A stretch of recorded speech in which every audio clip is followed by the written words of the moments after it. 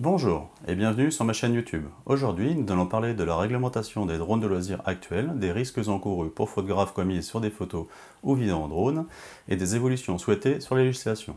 Je pense que ces vidéos seront un peu longues, mais vous apprendra sûrement beaucoup de choses. Allez, c'est parti!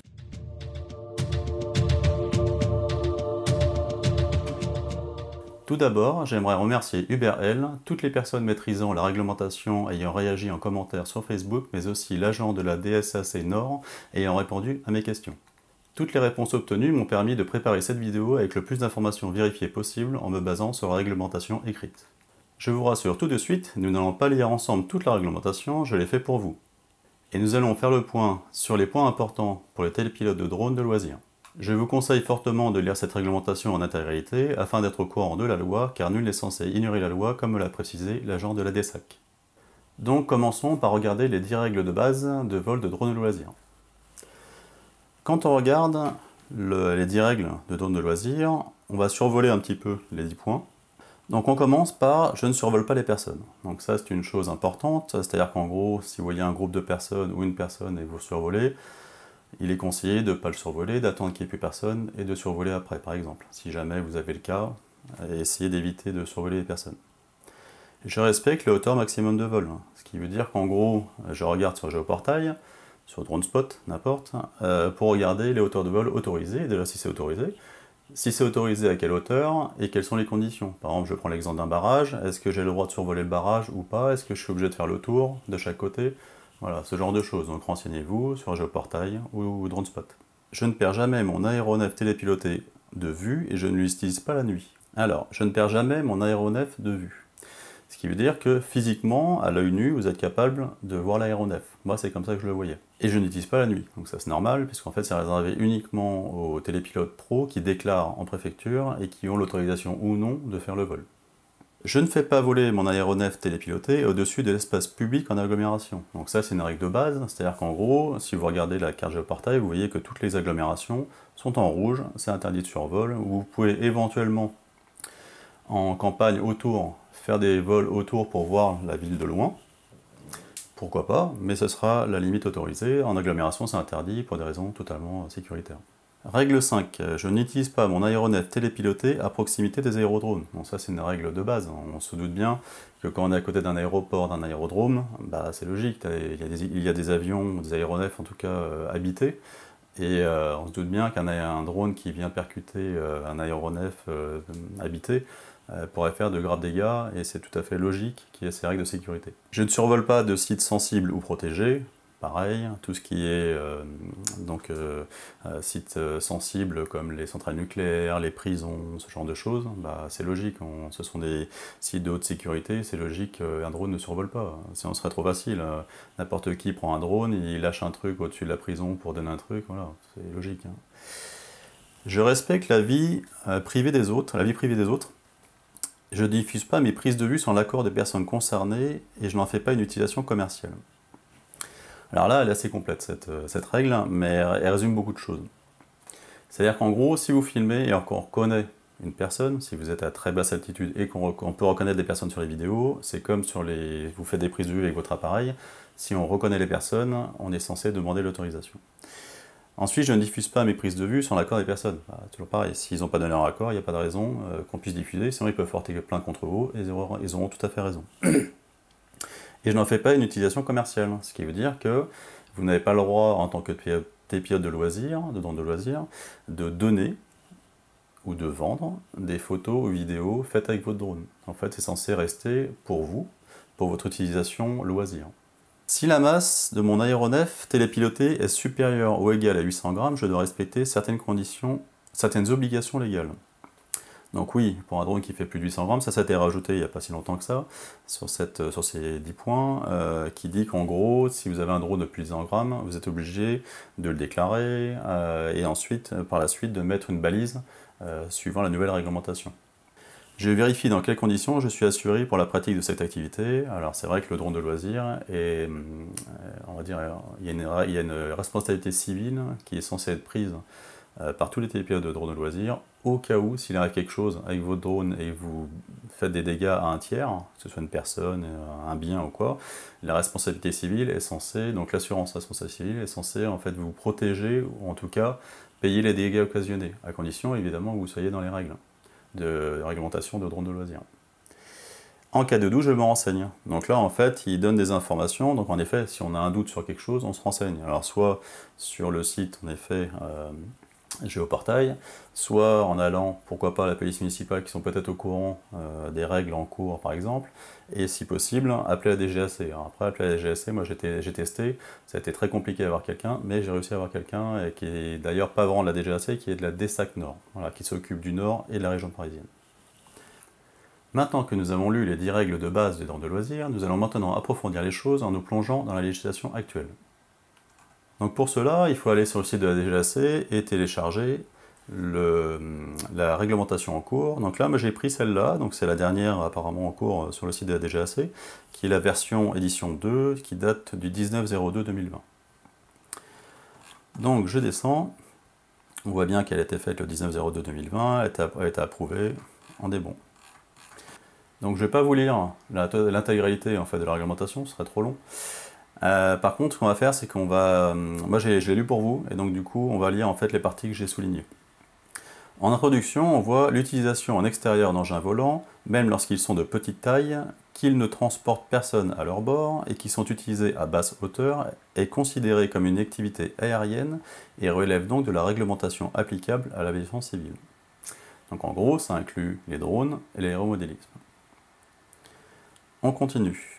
Cette loi, donc loi drone de 2016, donc on voit qu'elle est relativement récente. Avant 2016, il n'y avait aucune réglementation en France. Donc on va dire qu'on va mettre cette réglementation telle qu'on la lit là, comme une réglementation assez récente. Et donc du coup, qui peut évoluer au fur et à mesure, peut-être dans le bon sens des télépilotes de loisirs. On verra ça à l'avenir. Réglementation européenne. Le règlement Union européenne 2018-1139 du Parlement européen et du Conseil a transféré à l'Agence de l'Union européenne pour la sécurité aérienne, EASA, la compétence réglementaire pour les aéronefs télépilotés. Les textes d'application européens ont été adoptés en juin 2019 et entreront progressivement en vigueur à partir du 1er juillet 2020. Ce qui veut dire qu'à la base, c'était une réglementation qui était purement française et qu'à partir de 2018, elle est devenue européenne. Alors c'est une bonne chose, parce qu'en fait on peut se dire que la réglementation ne s'applique pas qu'à la France, et du coup, n'importe quel télépilote de drone de loisirs en Europe pourra avoir la même règle partout en Europe. Donc l'idée est bien. On va voir ce que ça va donner. On continue. Pour les utilisations autres que loisirs, que ces utilisations donnent lieu ou non à une transaction commerciale, on parle d'activités particulières, soit d'expérimentation. Ces activités sont soumises à des exigences spécifiques et nécessitent généralement la détention d'autorisations délivrées par la DGAC. En gros, cette phrase veut dire activité particulière, ça veut dire que ça sort du cadre, entre guillemets, récréatif. C'est-à-dire que vous avez fait des images, des photos, des vidéos, je sais pas quoi. On vous propose, ou vous faites ça en tant que prestation, on vous dit, bah tiens, j'ai aimé vos images, est-ce que vous pourriez me les fournir gratuitement ou contre de l'argent pour un besoin? Bah ça c'est interdit, puisque vous êtes à télépilote de loisirs. Donc vous n'avez pas le droit ni de donner, ni de vendre. Quels sont les usages autorisés? Les usages de loisirs autorisés peuvent inclure la prise de photos ou de vidéos, mais uniquement à condition que ces prises de vue soient réalisées dans un cadre personnel et récréatif, et non pas avec l'objectif d'en tirer bénéfice financier ou de les utiliser dans un contexte professionnel ou utilitaire, même si aucune rémunération n'est perçue. Donc c'est ce que je disais tout à l'heure. Si ce n'est pas dans un but personnel et récréatif, et que vous donnez ça même à titre gratuit, pour faire plaisir à quelqu'un en disant bah tiens j'ai aimé ta photo, ça ferait une belle illustration pour mon truc, bah vous n'avez pas le droit, même une vidéo, hein, c'est pareil. Hein. C'est comme ça, dans ce cas-là, si on vous propose ça, comme moi on me l'a fait plusieurs fois, alors ça fait plaisir, hein, mais dans ce cas-là, moi je leur dis bah non, je n'ai pas le droit. Si vous souhaitez avoir des photos ou des vidéos, ce qui vous intéresse, je vous donne les coordonnées d'un télépilote qui est dans le coin, Pilote Pro, et qui fera ça pour vous sans aucun problème. Bon, très souvent, ils les appellent pas, mais bon, c'est comme ça. On descend. Enregistrement des aéronefs de 800 grammes ou plus. Tous les aéronefs dont la masse, équipement et batterie ou carburant compris est supérieure ou égale à 800 grammes doivent être enregistrés par leur propriétaire sur le portail Alpha Tango. Donc ça c'est pour tous les drones de plus de 800 grammes, on les enregistre à notre nom, et maintenant on va avoir la balise en plus à rajouter, mais ça on verra ça, ils en parlent un peu plus tard. L'aéronef reçoit alors un numéro d'enregistrement de la forme UAS, FR et un numéro. La durée de validité de l'enregistrement est de 5 ans. Lors de toute utilisation de l'aéronef, le télépilote doit être muni d'un extrait du registre des aéronefs télépiloté à jour au format numérique ou papier et doit le présenter aux autorités en cas de contrôle. Donc ça, c'est ce que je montrais dans ma vidéo où je montrais l'intégralité de mon sac à dos à l'époque, où en fait j'avais ces documents toujours avec moi au cas où, si un jour j'avais un contrôle de la gendarmerie ou n'importe. Les données enregistrées doivent être mises à jour si une erreur est détectée ou en cas de modification. Si les données figurant sur l'extrait du registre sont impactées, un extrait du registre mis à jour doit être édité avant de reprendre les vols. Le propriétaire est tenu de déclarer la cession, la destruction, le vol ou la perte de l'aéronef. En cas de cession de l'aéronef, le nouveau propriétaire doit enregistrer l'aéronef à son nom avant de reprendre les vols. Numéro d'enregistrement UAS, FR, XX est conservé. Si le propriétaire a retrouvé son aéronef déclaré volé ou perdu, il doit déclarer l'avoir retrouvé avant de reprendre les vols. Alors ça c'est très important. En déclarant votre drone, imaginons, votre drone, vous avez fait une bêtise, il s'est craché dans un arbre ou n'importe, et vous ne pouvez pas le récupérer. Il est à 50 mètres de haut, c'est mort, vous ne pouvez pas le récupérer. Vous êtes obligé d'aller sur le site Alpha Tango en disant il a été perdu. Donc perdu, ça ne veut pas dire qu'il est supprimé de Alpha Tango, c'est-à-dire qu'il est perdu, il est vu comme perdu. Bon. À partir de là, vous êtes en règle. C'est-à-dire que si quelqu'un le retrouve et veut le enregistrer, à son nom, il ne pourra pas. Par contre, ce qui est important, c'est que si jamais on vous le vole, il est important de le déclarer en tant que vol. Parce que sinon, la personne ne pourra pas l'enregistrer et ne pourra pas l'utiliser. Donc ça, c'est aussi important. Et pareil pour la cession du drone, quand moi j'ai vendu mon Mavic 2 Pro, j'ai fait devant la personne l'acte de cession au niveau de Alpha Tango pour lui dire qu'il est en mode cession et que tout est OK pour que lui puisse l'enregistrer à son nom dès qu'il aura la possibilité d'aller sur Alpha Tango avant de voler. On continue. Moyen de contrôle de l'aéronef. Un aéromodèle doit pouvoir être télépiloté, c'est-à-dire qu'à tout instant un télépilote doit le contrôler manuellement ou en cas de vol automatique doit être en mesure d'en reprendre le contrôle. Et c'est là que c'est compliqué, parce qu'en fait les drones de loisirs, ils ont de plus en plus d'automatismes, les POI, l'Active Track, ce genre de choses qui sont vraiment très pratiques. Le souci, c'est que c'est vrai, et c'est vrai que si je me mets à la place en fait de la DGAC, imaginons je suis en voiture, ou je suis en vélo, imaginons. Je suis en vélo, tac tac tac, j'ai ma radiocommande, pourquoi pas dans la poche, bon, imaginons, ou fixé au cadre, et je dis, bah tiens, j'aurais bien que mon drone il fasse le tour de moi pendant que je fais du vélo. Tout le monde y a déjà pensé, c'est logique, c'est intéressant. Sauf que en faisant ça, quand le drone est derrière vous, bah, vous ne savez pas ce qu'il fait. Il peut y avoir un arbre, il peut y avoir quelque chose que vous n'avez pas prévu, c'est-à-dire une personne, je ne sais pas, un obstacle qui n'était pas prévu, et bim, accident. Alors soit c'est qu'un dégât matériel du drone, et entre guillemets l'objet qui a été percuté, c'est qu'un dégât entre guillemets matériel ou naturel, bon bah c'est pas très grave, soit vous percutez une voiture ou quelqu'un, et là, il y a de gros problèmes. Donc c'est pour ça qu'ils vous disent, en gros, on peut le faire, pourquoi pas, vous pouvez le faire, mais à condition qu'il y ait quelqu'un qui ait la radiocommande, et qui ait la main toujours sur la radiocommande au cas où. C'est-à-dire qu'en gros, vous pouvez le faire, imaginons en vélo le faire, et c'est quelqu'un qui a la radiocommande, qui fait, en fait, qui a la main sur le drone au cas où. Dispositif de signalement lumineux et dispositif de signalement électronique ou numérique. Alors pour le lumineux, on va un peu laisser tomber, parce que le lumineux, c'est uniquement pour les vols de nuit. Donc c'est uniquement pour les télépilotes pro. Et dans ce cas-là, quand ils volent de nuit, ils sont obligés d'avoir des signaux lumineux pour montrer la présence du drone. Dispositif de signalement électronique ou numérique. L'obligation d'être équipé d'un dispositif de signalement électronique ou numérique entre en vigueur à compter du 29 juin 2020. Toutefois, les aéronefs qui seront enregistrés avant le 29 juin 2020 disposeront d'un délai supplémentaire de 6 mois, 29 décembre 2020, pour être en conformité. Le dispositif pourra être intégré à l'aéronef par le constructeur ou être ajouté ultérieurement, balise éventuellement amovible.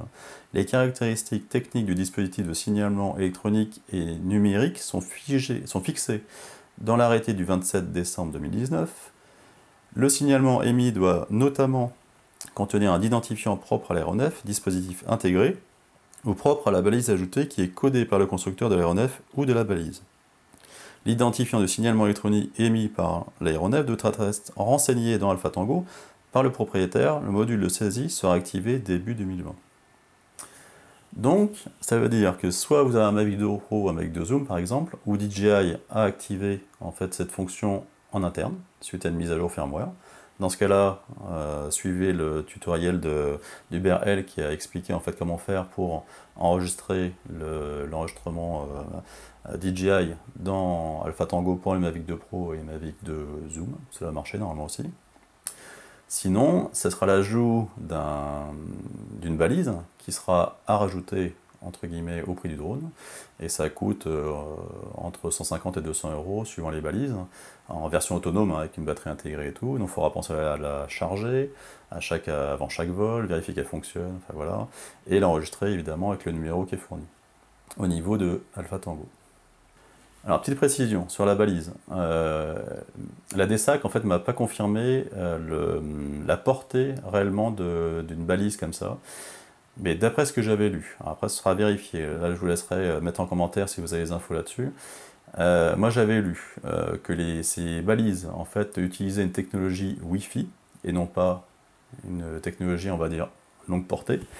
Et donc du coup, ça limitait la portée de cette balise entre le drone en vol et les équipements qu'auront les gendarmes ou quoi pour vérifier à qui appartient le drone, où il est, enfin voilà, ce genre de choses, avec une portée entre 200 mètres et 1 km entre l'appareil de la gendarmerie et le drone. Ce qui veut dire que la limitation, enfin la limite de zone est quand même très très restreinte. Moi personnellement, je trouve ça un peu gadget, mais bon, après moi c'est que mon avis. Batterie au lithium. Alors c'est vrai que les drones en fait sont équipés de batteries, parce que c'est quand même plus pratique. Par contre c'est vrai que ce sont des éléments qui sont à prendre en compte et à faire très attention, parce que si une batterie lâche, bah, votre drone lâche et tombe comme une pierre. Donc ils disent transport de batterie par avion par exemple. Les restrictions pour le transport de batterie au lithium dans un aéronef habité, installé dans l'aéronef télépiloté ou transporté séparément, s'expriment notamment en termes de nombre maximal de batteries, énergie maximale, lithium-ion, ou masse maximale de métal, lithium-métal. Interdiction d'enregistrement en soude pour les batteries hors équipement, règles de conditionnement, protection des courts-circuits emballage. Alors moi j'ai eu l'expérience, quand je suis parti en Guadeloupe en fait, d'expérimenter justement cette règle. Alors comment ça s'est passé? Moi j'avais donc acheté 3 pochettes anti-feu pour mes batteries. J'avais le droit avec ma compagnie en fait à 2 batteries par personne par rapport à la puissance de la batterie. Et donc du coup moi j'en avais 2, ma femme en avait 1. Le drone était sans batterie et il était dans mon sac de bagages à main. Et donc il était avec moi, il est passé aux douanes, ils ont vérifié, il n'y a pas de problème, on était en règle, tout était bon. Après, pour chaque compagnie, c'est un peu différent, il faut se renseigner avant. C'est un peu compliqué, des fois on n'a pas tout à fait les réponses, mais essayez de les appeler pour avoir confirmation de certains points, pour ne pas vous retrouver bloqué au moment de l'enregistrement à l'aéroport. Qui peut utiliser un aéromodèle? Formation obligatoire pour les télépilotes d'aéronefs de 800 grammes ou plus. Télépilotes de plus de 14 ans, donc 14 ans minimum. Les télépilotes de plus de 14 ans, d'aéronefs dont la masse, équipement et batterie compris est supérieure ou égale à 800 grammes, doivent avoir suivi une formation de télépilote de loisirs. Cas des personnes titulaires d'une reconnaissance d'aptitude de télépilote professionnel. Sont dispensées de la formation de télépilote de loisirs les personnes qui sont titulaires d'un certificat d'aptitude théorique de télépilote ou d'une attestation d'aptitude aux fonctions de télépilote. Donc en gros, ils vous disent, si un enfant à partir de 14 ans veut faire du drone, il peut le faire, mais il faut qu'il ait suivi au minimum la formation en ligne fournie par Alpha Tango pour être au courant des règles. La formation donne lieu après un test en ligne d'assimilation des connaissances et la délivrance d'une attestation de suivi de formation valable 5 ans. 100% de bonnes réponses sont requises pour le test, mais le nombre de tentatives n'est pas limité. Donc ça, vous pouvez refaire le test autant de fois que vous voulez, mais le tout, c'est qu'à la fin, vous ayez bien compris et bien répondu aux questions pour être sûr que vous ayez bien interprété les notions de sécurité pour le vol de drone de loisir. Où et jusqu'à quelle hauteur peut-on utiliser un aéromodèle? Pourquoi des restrictions? Utiliser un aéronef télépiloté peut être dangereux. C'est pourquoi la réglementation de sécurité applicable à l'aéronef a deux grands objectifs. Assurer la sécurité des autres usagers de l'espace aérien, risque de collision en vol, logique. Assurer une sécurité des biens et des personnes au sol, risque de crash. C'est sûr, si une batterie vient lâcher et que le drone vient tomber et que vous n'avez plus le contrôle, le risque de dommages collatéraux, que ce soit sur une personne ou un bien, peut être important. Protection des autres usagers de l'espace aérien. Pour limiter le risque de collision, la réglementation applicable aux utilisations de loisirs fixe une hauteur maximum de vol de 150 mètres pour les aéronefs télépilotés. Donc c'est 150 mètres actuellement. Dans la nouvelle réglementation qui arrivera en janvier 2021, ce sera 120 mètres.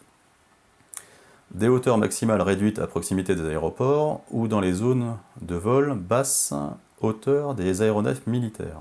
Des zones d'interdiction de vol pour les aéronefs télépilotés, proximité immédiate des aéroports, zone de manœuvre d'aéronefs militaires, etc. Protection des biens et des personnes au sol. Pour limiter le risque de dommages aux biens et personnes au sol, la réglementation applicable aux utilisations de loisirs interdit donc le survol de personnes, ce qu'on a dit dans les 10 premières règles qu'on a vues. Interdit de vol en agglomération au-dessus de l'espace public, ça c'est complètement logique. Fixe des zones interdites de survol par les aéronefs télépilotés afin de protéger les sites sensibles, sites industriels sensibles, hôpitaux, prisons, réserves naturelles, etc. Information aéronautique. Toutes les zones d'interdiction mentionnées A, B, ci-dessus sont publiées dans ce que l'on appelle l'information aéronautique, contenant l'ensemble des informations destinées à assurer la sécurité, la régularité et l'efficacité de la navigation aérienne.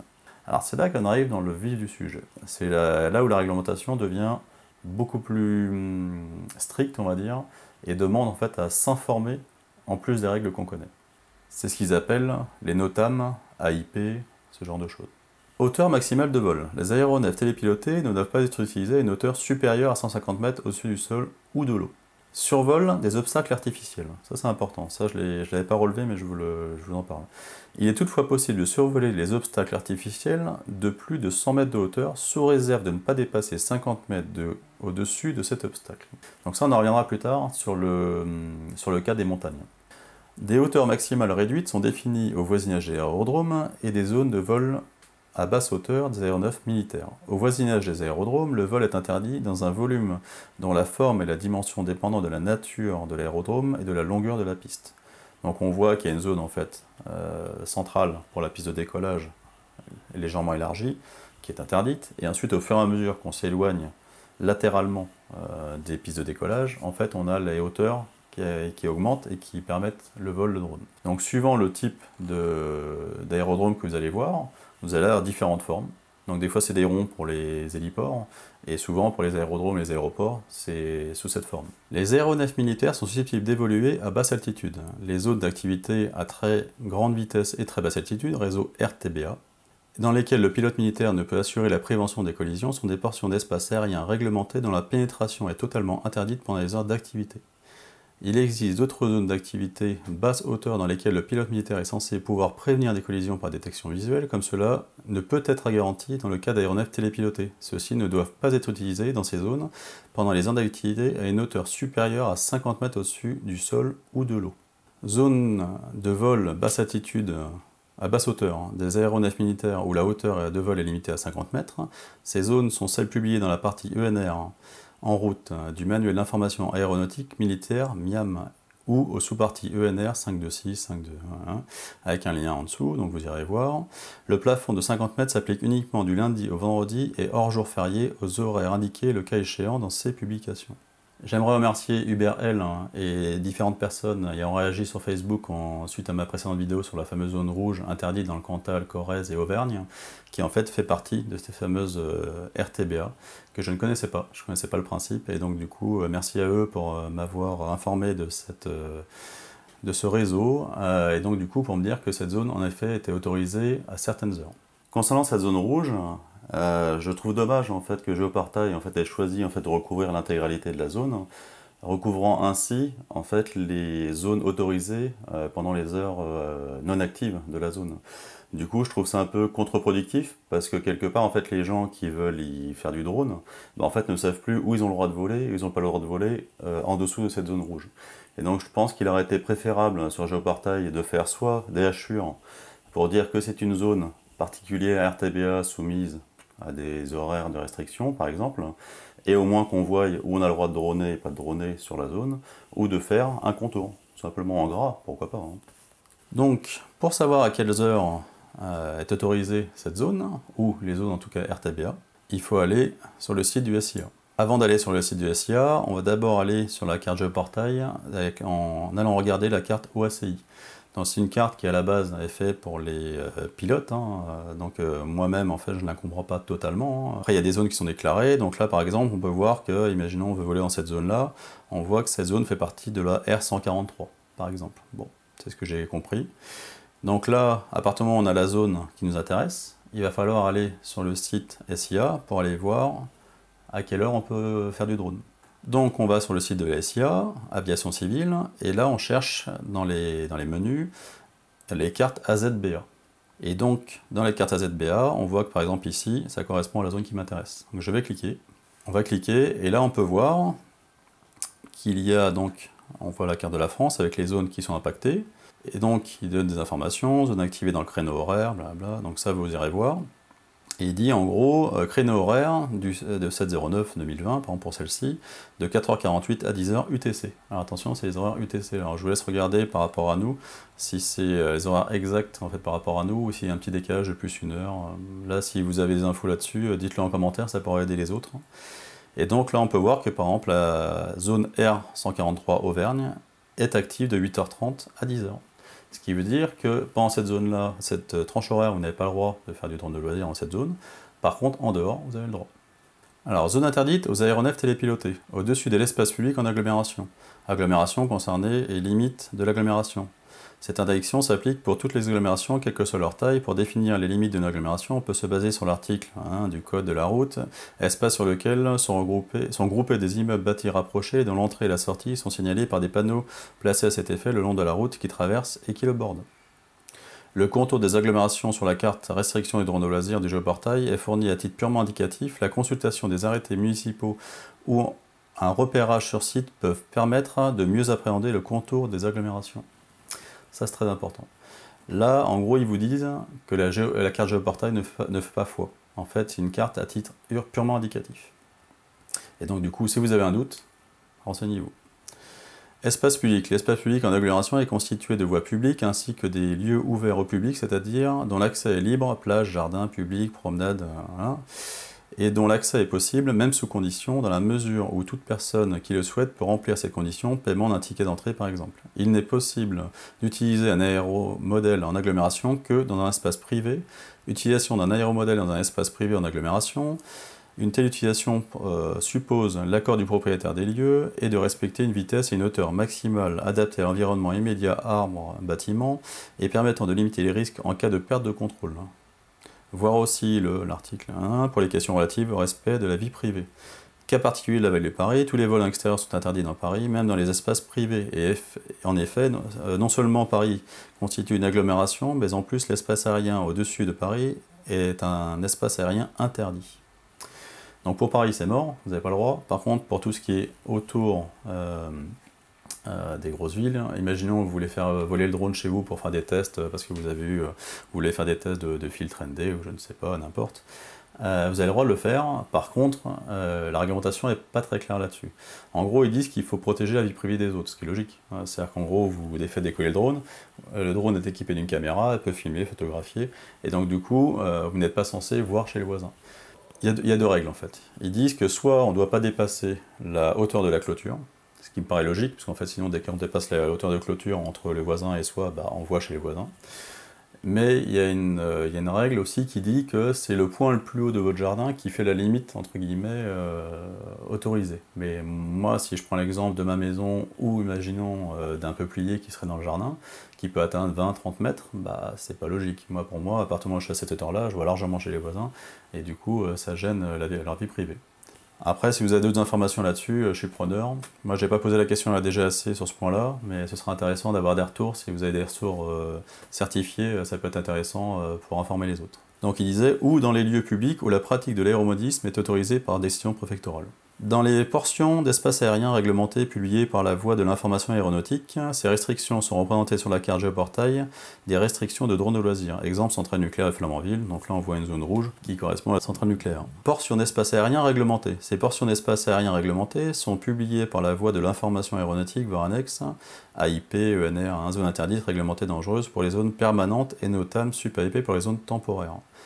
Alors ce qu'il faut comprendre en fait, c'est qu'il y a donc ces fameuses NOTAM ou SUP-AIP, il y a des zones en fait qui sont réglementées, qui sont sur la durée, et il y en a d'autres qui sont réglementées, qui sont temporaires. Par exemple, si je prends l'exemple de Meaux, il y a un show aérien à Meaux tous les ans en général, et donc c'est une zone, il y a une zone en fait temporaire qui est réservée en fait pour le show aérien, comme le Bourget, comme par exemple n'importe quel show aérien. Et donc du coup, c'est à nous d'aller nous renseigner pour savoir si dans la zone où on veut voler, il n'y aurait pas un événement qui ferait que la zone serait interdite temporairement. Pour les zones réglementées ou dangereuses, l'interdiction s'applique pendant les périodes d'activation possibles, publiées en colonne HOR de la section ENR 5.1, ou pendant les périodes d'activité publiées, NOTAM ou SUP-AIP. Alors c'est là que ça se complique. Parce que là, ce sera à vous en fait d'aller vous renseigner pour savoir si il y a des zones qui sont temporairement interdites. Par exemple, il y a un télépilote pro qui a décidé en fait de faire une séquence vidéo à cet endroit-là et qui a réservé entre guillemets l'espace, bah, ce sera publié dans les trucs temporaires, par exemple. Pour le cas particulier des zones réglementées constituant le RTBA, l'interdiction ne s'applique que pendant les horaires d'activité programmées des zones. Les horaires d'activité programmés pour un jour donné sont publiés la veille à partir de 17 h sur le site internet de la SIA, préparation du vol, carte AZBA. Elles peuvent être également obtenues en appelant le numéro vert dédié 0800 24 54 66 le jour même. Donc on a quand même des informations, mais c'est à nous quand même d'aller chercher les informations. Donc là, si je vais sur le site de la SIA, dans la partie SUP-AIP, on peut voir qu'en fait, il y a des déclarations qui ont été faites en disant qu'il y a des modifications qui ont été faites, qui sont valides de telle date à telle date. Donc il y a plein de choses, donc ce sera à vous d'aller voir, d'aller jeter un œil et puis de vous renseigner. Donc j'ai demandé en fait à l'agent de la DESAC Nord que j'ai eu en ligne pour savoir si il prévoyait à terme une application mobile qui permette justement d'être informé en temps réel de ce genre d'informations pour éviter justement d'aller fouiller avant chaque vol ou quoi, et d'avoir l'information assez rapidement pour être dans les règles. Et il m'a dit qu'apparemment c'était à nous d'aller se renseigner et qu'il n'y avait pas spécialement de projet de ce genre d'application. Donc au-dessus des zones ou des établissements faisant l'objet d'une interdiction de survol à basse hauteur, il s'agit des parcs nationaux et réserves naturelles, des hôpitaux, des prisons et certains sites industriels. C'est logique. On a des zones comme ça qu'on n'a pas le droit de survoler pour des raisons de sécurité. Au voisinage des aérodromes, donc ça on l'a vu, donc il y a une zone en fait en plein milieu, le long de la piste en fait qui est totalement interdite, et au fur et à mesure qu'on s'éloigne en fait de la piste en fonction de la taille de l'aéroport ou de l'aérodrome, bah, en fait les zones de restriction de drones en fait évoluent et vous permettent de voler de plus en plus haut au fur et à mesure que vous vous éloignez. Alors, à proximité des sites d'accident, d'incendie ou de sinistre. En cas de sinistre ou d'incendie nécessitant l'intervention de moyens aériens, le préfet peut décider de la création d'une zone d'interdiction temporaire. L'utilisation d'aéronefs télépilotés est alors interdite dans cette zone, mais d'une manière générale, il convient de ne pas utiliser d'aéronefs télépilotés à proximité des sites d'accident, de sinistre ou d'incendie, de façon à ne pas gêner les secours, notamment aériens, et de ne pas créer de risques au sol supplémentaires. Donc si un jour vous voyez un incendie qui se déclare, un truc, et que vous voulez faire voler votre drone pour vous dire bah tiens je vais aider les secours en faisant ça, bah en gros c'est interdit et puis c'est fortement déconseillé. Alors, un aéronef télépiloté ne doit pas être utilisé la nuit, même s'il est équipé de dispositifs d'éclairage. En tant que télépilote de loisir, on n'a pas le droit. Nuit aéronautique. L'interdiction de vol de nuit porte sur la nuit aéronautique, définie comme la période comprise entre la fin du crépuscule civil et le début de l'aube civile. En pratique, on peut considérer que pour les latitudes comprises entre 30 degrés et 60 degrés, exemple la France métropolitaine, la nuit commence à 30 minutes après le coucher du soleil et se termine 30 minutes avant le lever du soleil. Pour les latitudes inférieures ou égales à 30 degrés, exemple certains territoires d'outre-mer, la nuit commence à 15 minutes après le coucher du soleil et se termine 15 minutes avant le lever du soleil. Donc ce qui veut dire que quand la nuit tombe, vous avez le droit, en France métropolitaine, jusqu'à 30 minutes après le coucher du soleil. Et pareil pour le lever du soleil, vous avez le droit à 30 minutes avant le lever du soleil, mais pas avant. Mais pas entre les deux. Entre les deux, c'est considéré comme la nuit, et c'est interdit.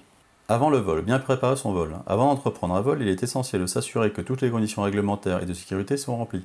Il faut en particulier s'assurer que le vol est possible sur le site envisagé, s'assurer que personne ne sera survolé, déterminer la hauteur maximum de vol autorisée sur le site, se munir de son attestation de suivi de formation ou équivalent et de l'extrait d'enregistrement de l'aéronef télépiloté, de s'assurer que l'aéronef est en état de vol, en particulier les contrôles préconisés par le constructeur dans son manuel d'utilisation ont été réalisés.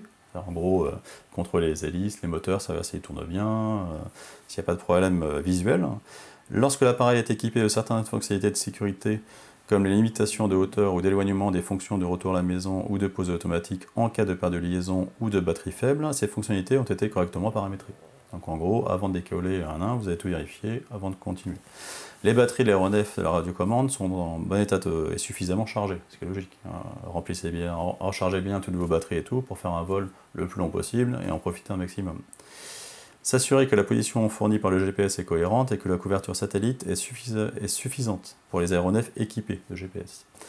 S'assurer que les conditions météorologiques sont compatibles, l'aéronef ne doit pas être utilisé par mauvaise visibilité ou par fort vent. Donc en gros, le cas que j'ai eu par exemple en Guadeloupe, où il y avait des grosses rafales à 70 km/h voire plus, évidemment, moi je ne l'ai pas fait décoller parce que j'ai pas pris ce risque-là. Et d'ailleurs, j'ai eu raison, parce que c'est un coup en fait à ce que le drone se prenne une rafale de vent, se retourne, et en se retournant, en fait, automatiquement les moteurs se coupent. Donc du coup, le drone tombe comme une pierre et il peut faire des dommages collatéraux. En vol, les règles applicables. Je ne survole pas les personnes. Un grand nombre de circonstances peuvent entraîner la chute ou la perte de contrôle d'un aéromodèle. C'est pourquoi les personnes ne doivent pas être survolées et une distance horizontale minimale de sécurité doit être respectée, prenant en compte les possibilités de panne. L'aéromodèle doit rester nettement éloigné de tout rassemblement de personnes. Donc en gros, si vous faites un plan et qu'il y a une personne qui apparaît et qui n'était pas prévue, arrêtez le drone si c'est possible. Reculez, attendez que la personne soit passée et refaites votre truc. Pareil, c'est valable aussi pour les voitures. Si une voiture passe en dessous au moment où vous filmez, ça peut vous être reproché. Je garde toujours mon appareil télépiloté en vue. L'aéronef doit toujours rester en vue de son télépilote. En vue, un aéromodèle est dit évoluer en vue lorsque ces évolutions se situent à une distance du télépilote et que celui-ci conserve une vue directe sur l'aéronef, sans l'aide d'aucun dispositif optique autre que les lunettes ou lentilles de correction le cas échéant, et une vue dégagée sur l'environnement aérien permettant de détecter tout rapprochement d'aéronef et de prévenir les collisions. En gros, ils vous disent qu'il faut garder donc, le drone à vue, mais cette notion de drone à vue, en fait, elle est un peu interprétable, on va dire. Moi, l'agent de la DESAC que j'ai eu en ligne, Nord, m'a dit qu'en gros, pour eux, un drone à vue, c'est l'équivalent du scénario S1 des télépilotes pro, c'est-à-dire qu'en gros, vous avez vos drones à vue à 200 mètres. Au-dessus, c'est une interprétation du texte qui dit qu'en gros, tant que vous l'avez à vue et que vous pouvez le faire revenir, vous-même, sans assistance, entre guillemets, du retour vidéo ou quoi, ça pourrait être toléré, entre guillemets, mais pour lui, il disait que c'était plutôt 200 mètres. Donc il m'a dit, après, faut pas croire que c'est 200 mètres comme ça, il dit c'est 200 mètres autour de vous. Ce qui veut dire qu'il me disait, entre guillemets, si on suit le texte, on peut très bien se placer au milieu de l'endroit qu'on souhaite filmer, le faire partir à 200 mètres, le faire passer donc, à proximité de ce qu'on veut filmer, et aller jusqu'à 200 mètres. Du coup, ça nous fait quand même un trajet de 400 mètres au final. Donc c'est quand même pas mal. Il dit après, ça dépend des conditions. Si vous êtes en bord de mer, et que du coup, évidemment, vous êtes en bord de mer, vous n'avez que 200 mètres, du coup c'est limité, mais c'est comme ça. Et donc du coup, cette notion de drone à vue, est quand même interprétable. Voilà. Mais apparemment, au niveau de la DESAC Nord ou de la GAC, il parle plutôt de 200 mètres. Cas particulier, dans certains cas d'utilisation, l'aéromodèle peut être contrôlé par une personne n'ayant pas la vue directe sur l'aéromodèle ou n'étant pas en mesure de conserver en permanence une perception suffisante de l'aéromodèle et de son environnement. C'est le cas, par exemple, de vols dits en immersion ou FPV, First Person Vision, des vols en mode suiveur ou follow me, lorsque la personne suivie est trop prise par son activité et lorsque le drone est en dehors de son champ de vision. Donc ça c'est le problème qu'on a avec les drones racers ou même les drones de loisirs, avec les lunettes DJI par exemple qui sont proposées, où du coup en fait on n'a plus physiquement l'œil sur le drone. Et donc du coup ça rentre dans le cas du FPV.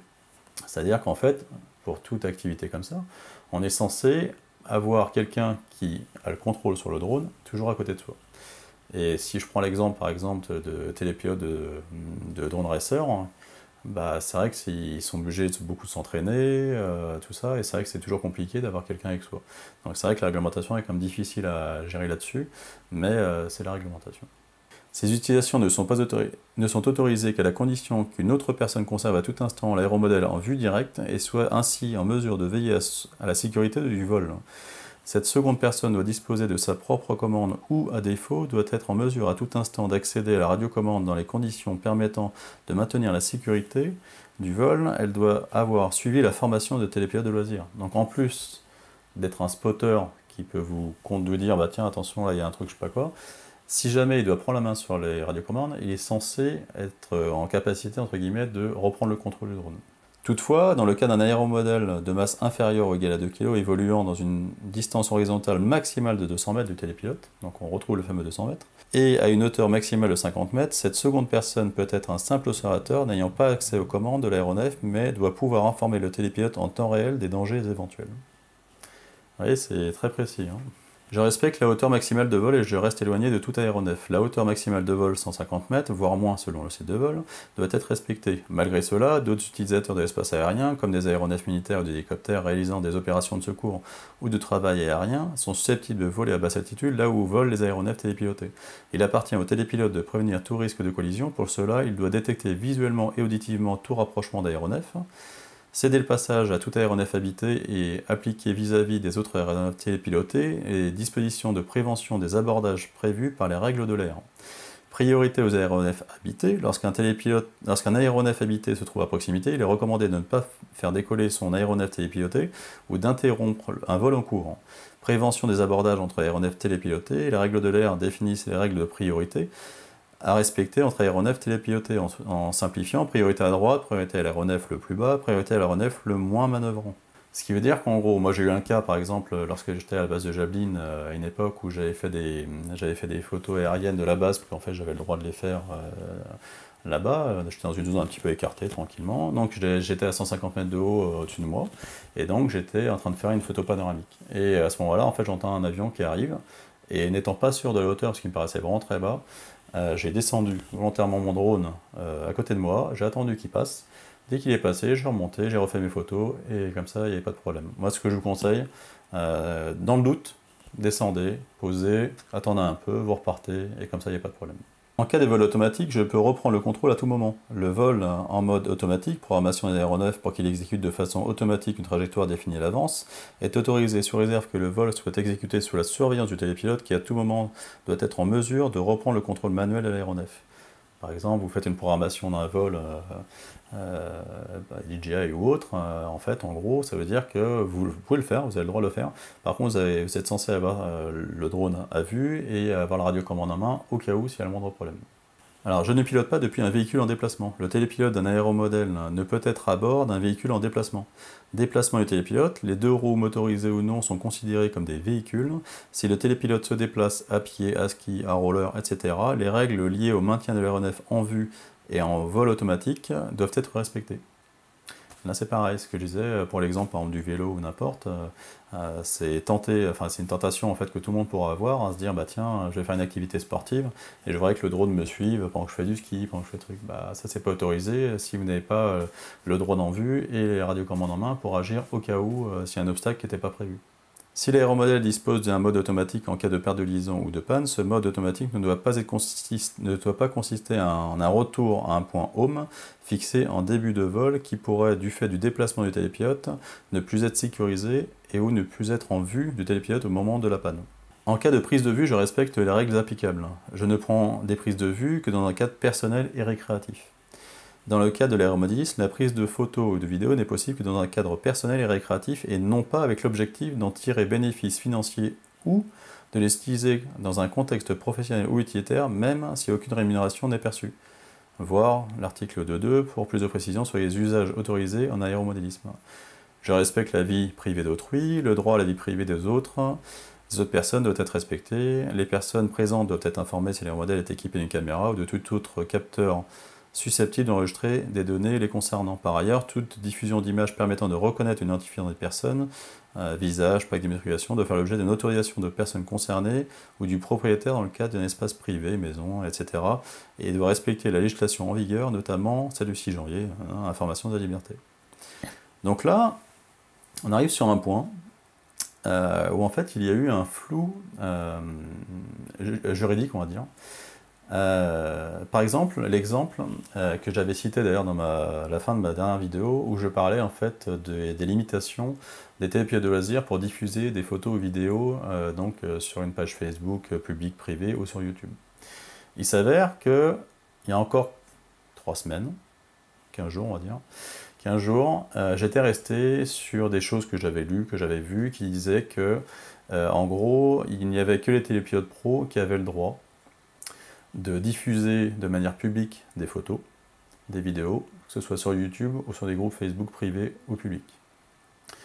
Il s'avère, en lisant ce texte, et d'ailleurs l'agent de la DSAC Nord me l'a confirmé, comme quoi la diffusion publique de photos ou de vidéos pour les télépilotes de droit de loisirs est tout à fait légale.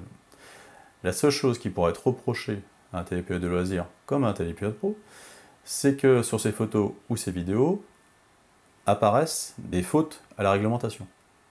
Et là, dans ce cas, que ce soit un télépilote de loisirs ou un télépilote pro, il serait punissable par la DGAC.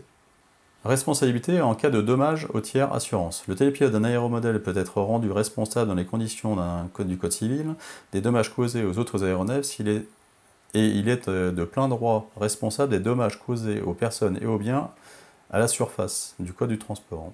Il convient donc pour le télépilote de vérifier les conditions dans lesquelles son activité est assurée via son contrat de responsabilité civile, exemple contrat multirisque habitation, ou via une assurance spécifique. Donc c'est vrai que le droit de loisir en fait est lié à une obligation de souscrire, de vérifier en tout cas qu'il y a une responsabilité civile au niveau de son assurance habitation ou n'importe, ou de prendre une assurance spécifique au drone. Au cas où il y a un dégât, et dans ce cas-là, entre guillemets, l'assurance prendra le relais dans le cadre évidemment où vous êtes dans les règles de la réglementation des drones de loisir.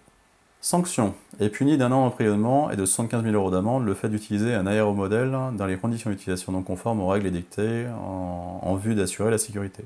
Est puni de 6 mois d'emprisonnement et de 15 000 € d'amende le fait pour un télépilote de faire survoler par un aéromodèle par maladresse ou négligence une zone du territoire français en violation d'une interdiction de survol. Les sanctions sont portées à 1 an d'emprisonnement et 45 000 € d'amende en cas de survol volontaire ou de refus de conformer aux injonctions de l'autorité administrative. Dans ces 2 cas, ou, dans les cas de mise en danger de la vie d'autrui, une peine complémentaire de confiscation de l'aéromodèle peut en outre être prononcée.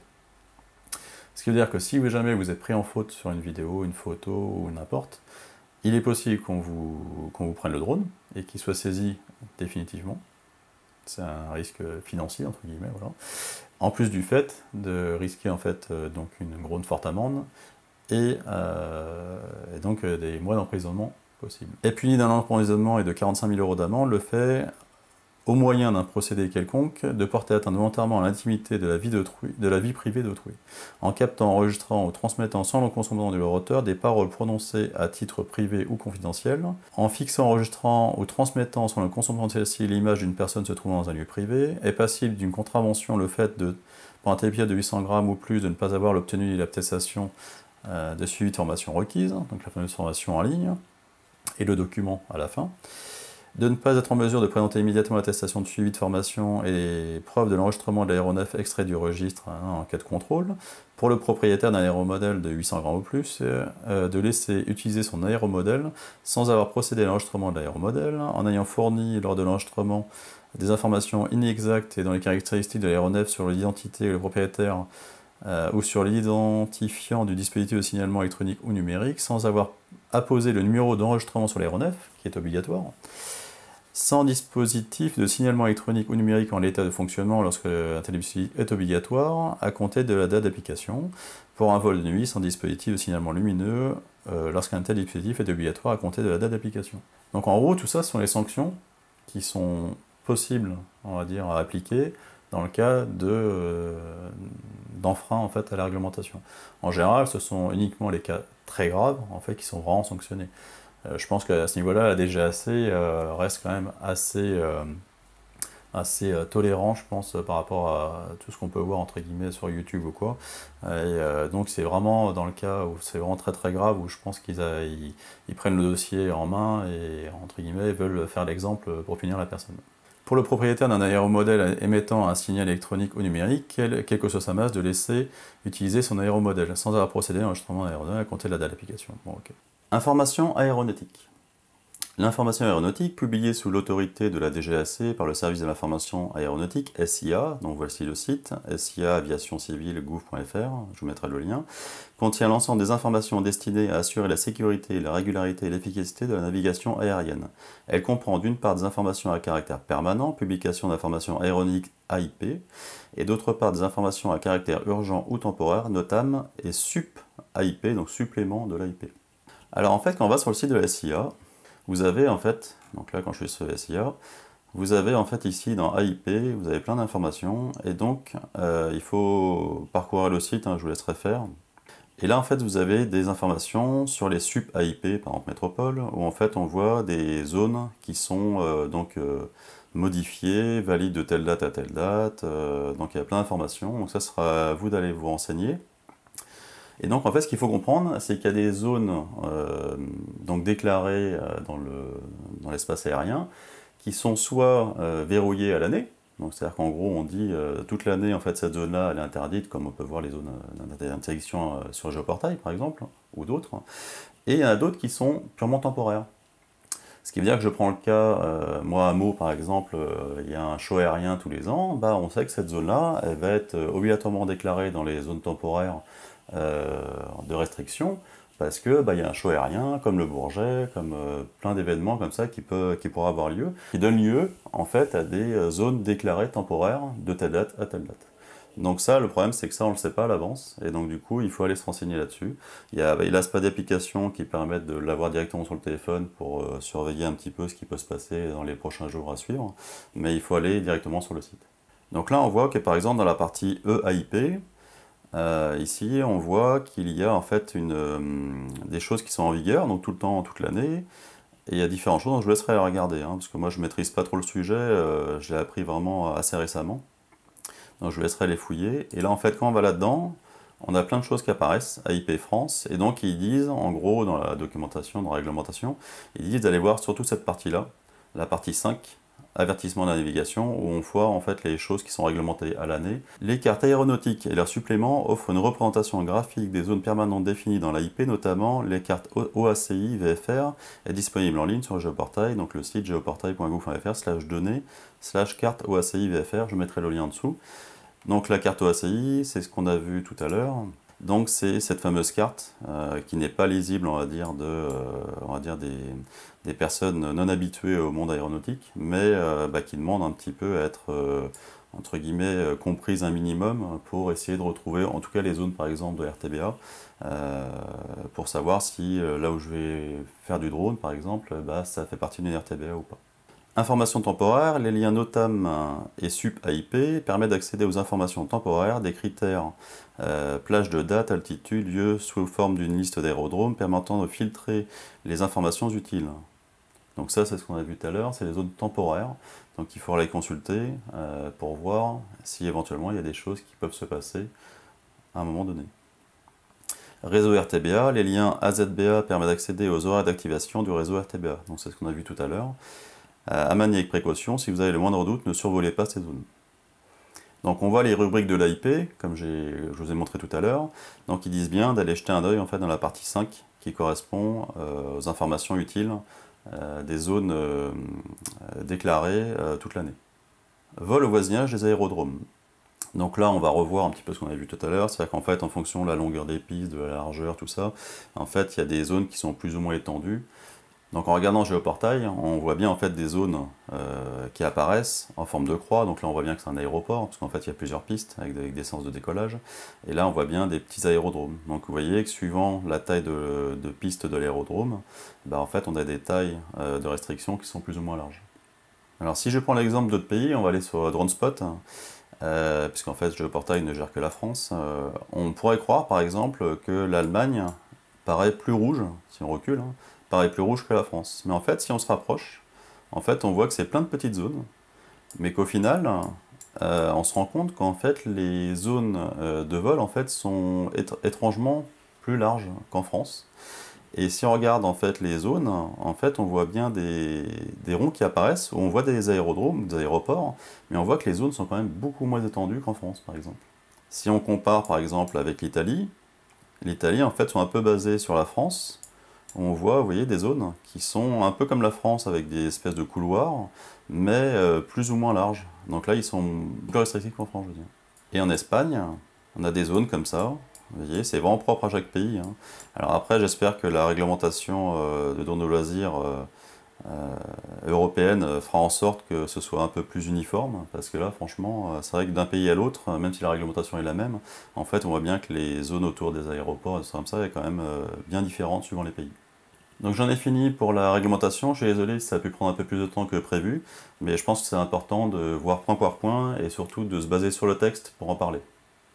On peut vite se rendre compte que cette réglementation part d'une base de réglementation de l'aéromodélisme, où on pilote à distance un aéronef dans le ciel, sans retour vidéo, sans GPS, sans capteur de proximité, sans vol stationnaire en lâchant les commandes, ni RTH automatisé en cas de limite de batterie ou de perte de signal entre la radiocommande et l'aéronef.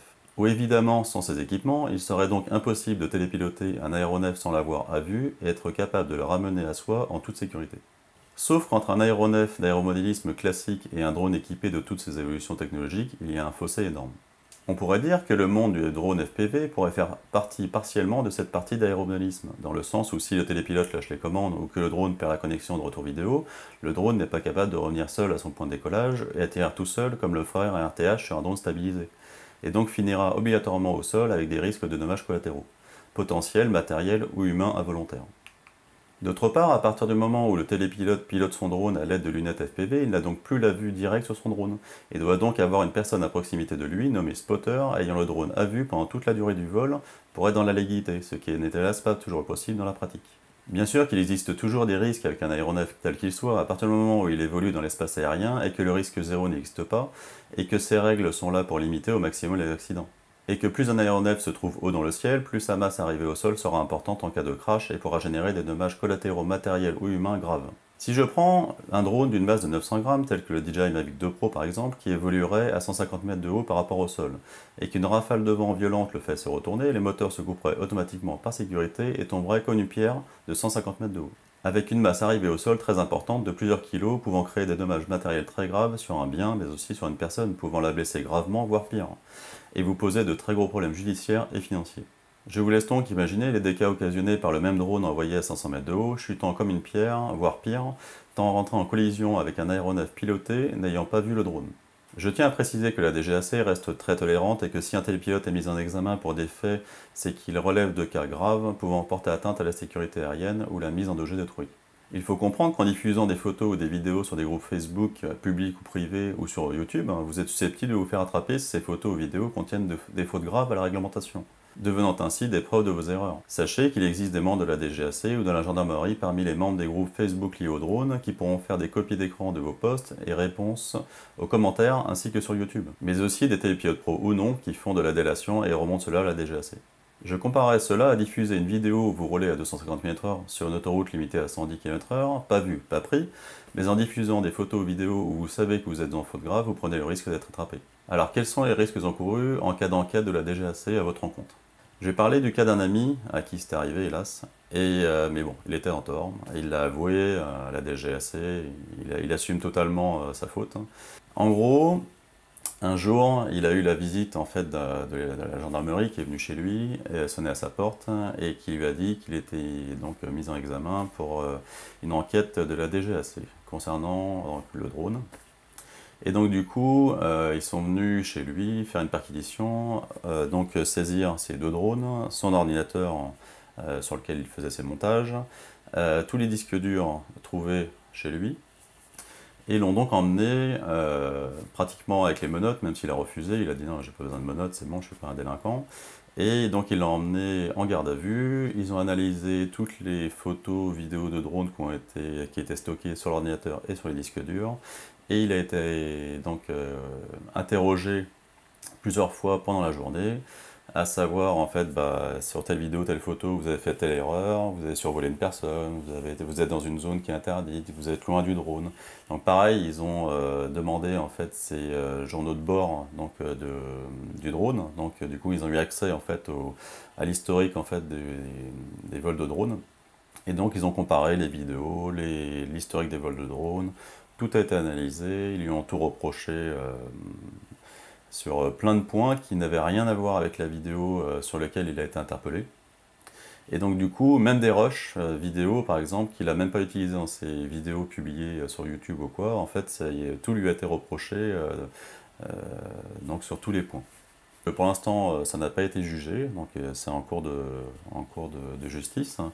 Mais lui m'a dit, personnellement, il a vécu ça comme un viol, parce qu'en fait, on a quand même pris son ordinateur, on a analysé tout ce qu'il avait dessus, avec ses documents personnels, enfin là, donc il a vraiment vécu ça comme une mauvaise expérience, et donc du coup, ce qui risque d'arriver, c'est qu'ils vont lui saisir sûrement ses drones, ça c'est sûr et certain, ils vont lui rendre son ordinateur et ses disques durs, mais entre-temps, il a été obligé de racheter un ordinateur pour pouvoir continuer un petit peu à faire ce qu'il voulait, euh, faire des trucs personnels ou autres. Hein. Donc ça lui a quand même coûté assez cher. Mais bon, c'est comme ça. Donc il faut savoir que, évidemment, on dit toujours que ça n'arrive qu'aux autres, jusqu'au jour où ça nous arrive. Et puis, voilà. Donc au maximum, il faut être au maximum dans la réglementation, même si elle est compliquée et difficile. Mais il faut essayer de s'y tenir et éviter ce genre de problème. L'assurance responsabilité civile est obligatoire, mais ne vous protégera uniquement que si vous êtes dans votre bon droit, et qu'après recherche et analyse de l'incident déclaré, vous ayez respecté à la lettre la réglementation en vigueur au moment des faits. Malgré la lecture de cette réglementation, il existe des points qui ne sont pas clairement précisés. Prenons l'exemple des routes et des voies ferrées. Il faut savoir que le survol d'une route nationale ou autoroute ou d'une ligne de chemin de fer est interdite, seulement autorisé à 50 mètres minimum de distance de chaque côté. On a le droit de survoler furtivement une petite route quand le drone est en mouvement, à condition de ne pas rester au-dessus de cette route en stationnaire ou en suivant la route, et qu'il n'y ait pas de voiture dessous au moment du passage du drone qui serait vu comme survol de personne. Je l'ai découvert il y a très peu de temps suite à un reproche fait à un télépilote pro par la DGAC sur une de ses vidéos, mais aussi à l'agent de la DSAC Nord qui me l'a encore précisé. Prenons l'exemple de la montagne. Il faut savoir qu'une montagne peut être interprétée de deux manières. La première est vue comme un élément naturel du paysage, et dans ce cas, le sommet est vu comme un sol, et est donc autorisé de survol de drone à la hauteur autorisée de la zone pouvant atteindre 150 mètres. Soit elle est vue comme un obstacle artificiel, comme le cas d'un terril par exemple, ou dans ce cas, la hauteur au-dessus d'un obstacle artificiel est limitée à 50 mètres au-dessus en zone autorisée. Ensuite vient le cas de se décaler par rapport au sommet, et dans ce cas, il faut suivre la règle du suivi de dénivelé entre le sol et le drone, nommé AGL, et essayer de garder une hauteur inférieure ou égale à la hauteur autorisée entre le drone et le sol. L'agent de la DSAC me l'a confirmé, il n'y a donc aucune tolérance sur ce point, comme je l'avais lu sur Facebook ou autre chose. Cours d'eau en agglomération. Quand on regarde Géoportail, on peut voir que certains cours d'eau sont autorisés de survol en agglomération. C'est hélas faux, car le cours d'eau fait partie intégrante de l'agglomération, donc une erreur visuelle de Géoportail.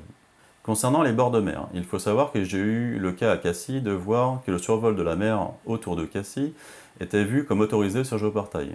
Quand j'ai été voir la police municipale de Cassis pour avoir confirmation de cela, ils m'ont expliqué que dans les faits, c'était interdit entre le bord de mer et 300 mètres du rivage, en appliquant les restrictions de l'Office national des calanques. Et qu'au final, il aurait été possible de faire du drone, mais uniquement en décollant d'un bateau à plus de 300 mètres du rivage, mais la zone aurait été très restreinte. On peut donc dire que faire du drone en totale légalité paraît compliqué pour un télépilote de loisirs souhaitant juste faire de belles photos et vidéos en très basse altitude, sans avoir à se former aux règles du monde aéronautique si complexes et que l'erreur reste à l'est inévitable. C'est pour cette raison que je pense qu'il devrait y avoir une réglementation propre aux drones de loisirs et pro, prenant en compte leur évolution technologique toujours plus sécuritaire, indépendant de la législation liée au monde historique de l'aéromodélisme. Un drone de loisir équipé d'un GPS, de capteurs de proximité sur 360 degrés ayant une portée de réaction importante en fonction de sa vitesse d'évolution dans l'espace aérien, d'un système RTH automatisé lui permettant de revenir en mode autonome à son point de décollage avec les détecteurs d'obstacles actifs sur 360 degrés avec système de contournement d'objets sur une paire de liaisons radio ou autonomie faible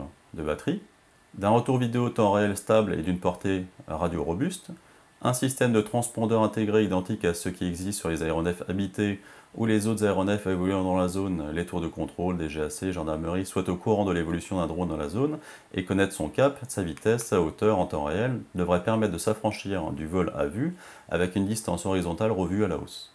La hauteur de vol revue à 120 mètres de haut, soit 400 pieds, dans la future législation européenne, pourrait permettre aux drones d'évoluer plus largement sur le territoire dans les zones où la limite à 150 mètres, soit 500 pieds, actuelle gênait par rapport aux autres aéronefs habités, et permettrait d'étendre les zones de vol aux drones de loisirs compte tenu de la baisse du plafond de ces aéronefs.